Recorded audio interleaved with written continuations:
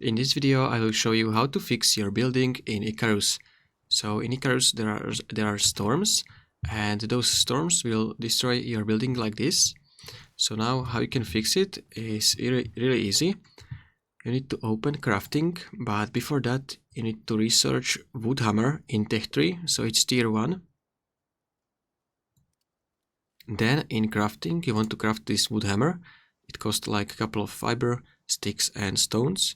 So you need to craft this hammer, and once you have this hammer, you want to take it in hand and you want to aim to destroyed stuff, and you want to hold left mouse button, and this will start repairing your building. So as you can see, it's repaired, and that's pretty much it. So if you found this video helpful, consider subscribing for more tutorials.